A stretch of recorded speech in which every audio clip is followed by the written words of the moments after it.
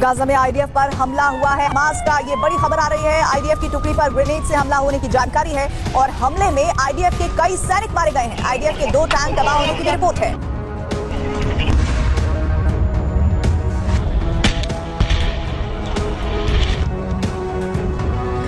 Hamas, Houthi या Hezbollah, इस वक्त इजराइल से लेकर अमेरिका और दुनिया के कई देशों के लिए जो संगठन दहशत और परेशानी का सबब है, उन सब का ईरान से कनेक्शन है। ईरान के हथियारों से ही लेबनान से हमला हो रहा है और ईरान के हथियारों से ही लाल सागर दहल रहा है।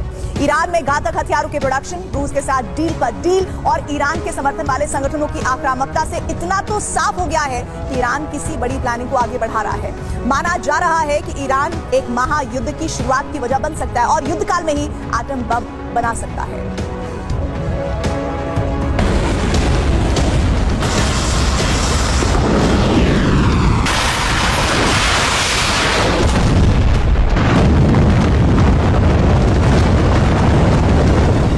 बरसों पुरानी जिद, बरसों पुरानी बदले की आग।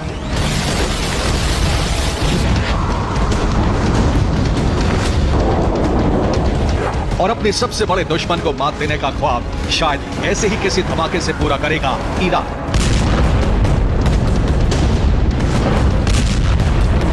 वक्त तो बहुत लगा, लेकिन लगता है ईरान अब वो कर लेगा जिसका डर इजराइल और अमेरिका को हमेशा से रहा है।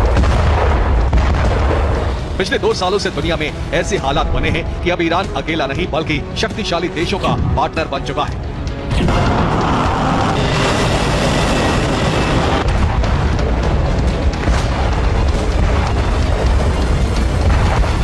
इब्राहिम रईसी समझ चुके हैं कि अब नहीं तो ईरान का सपना कभी पूरा नहीं हो पाएगा।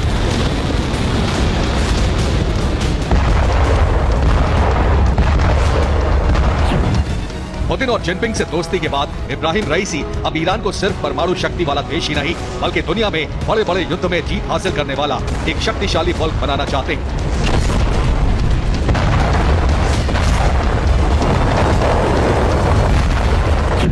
दुनिया को ईरान की हर चाल की बखूबी जानकारी है और सबसे ज्यादा सचेत है अमेरिका।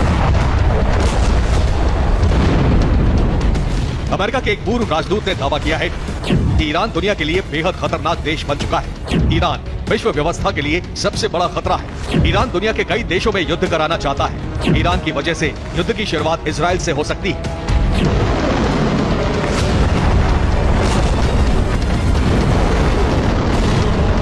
हालांकि अमेरिका ईरान को कई बरसों से शक की नजर से देख रहा है। वजह है ईरान की न्यूक्लियर बम बनाने की जिद।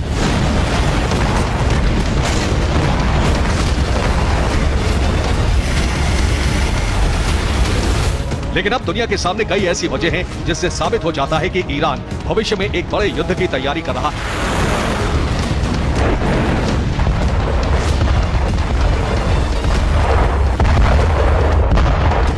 ईरान अपने परमाणु मिशन को तेजी से चला रहा है। ईरान ने रूस को ड्रोन देकर अमेरिका के एक दुश्मन से दोस्ती गांठ ली है। ईरान तेजी से अपनी सेना की ताकत बढ़ा रहा है। ईरान ने कई घातक मिसाइलें और ड्रोन बनाए।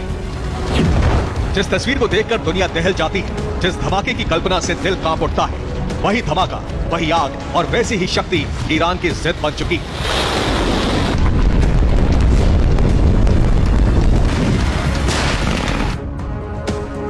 हमास को ताकतवर बनाना, हिजबुल्लाह को हथियार देकर इजराइल पर हमला करवाना और फिर हूती के जरिए रेड सी में अमेरिका समेत कई देशों को उलझाना।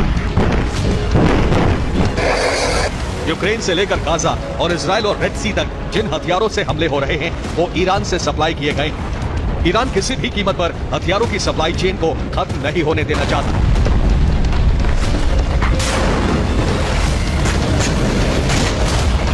सीरिया में सैयद राजी मुसावी की मौत के बाद ईरान ने बिना देर लगाए हथियारों और कोऑर्डिनेशन के लिए जिम्मेदारी तय कर दी।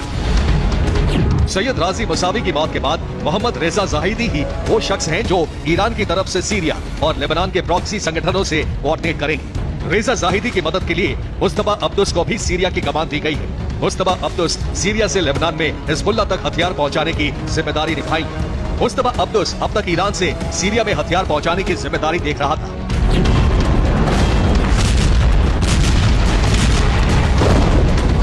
अमेरिका की पूर्व राजदूत की चेतावनी के मुताबिक ईरान ने रूस और चीन की शह पर अमेरिका से बदला लेने की जो प्लानिंग की है उसकी शुरुआत इजराइल से होगी।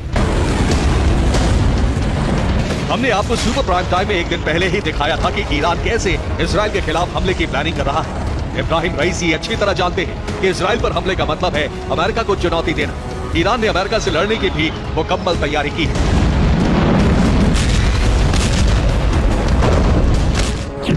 ईरान ने गल्फ ऑफ पर्शिया, भूमध्य सागर, कैस्पियन सागर और रेड सी में युद्धपोत तैनात कर दिए हैं। ईरान ने इन युद्धपोतों को आधुनिक मिसाइलों से लैस किया है। ईरान की नौसेना ने रविवार यानी 24 दिसंबर को अपने हथियारों में 2 नई मिसाइल शामिल की। तालेह मिसाइल की रेंज 1000 किलोमीटर है। ये पूरी तरह से स्मार्ट मिसाइल है। ये क्रूज मिसाइल है जो टारगेट की तरफ बढ़ते समय दिशा और टारगेट बदल सकती है, जबकि नासिर की रेंज 100 किलोमीटर है। रक्षा विशेषज्ञों के मुताबिक ईरान की कोशिश दुनिया को कई महीनों तक युद्ध के किसी न किसी मोर्चे पर उलझाए रखने की है, खासतौर से अमेरिका की।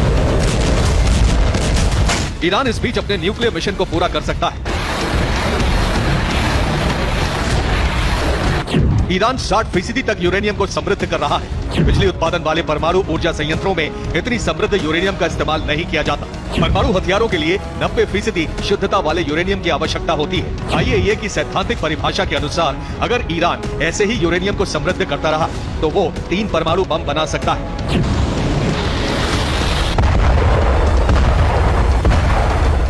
इसके अलावा ईरान ने हाइपरसोनिक फतेह मिसाइल का प्रोडक्शन तेज कर दिया है।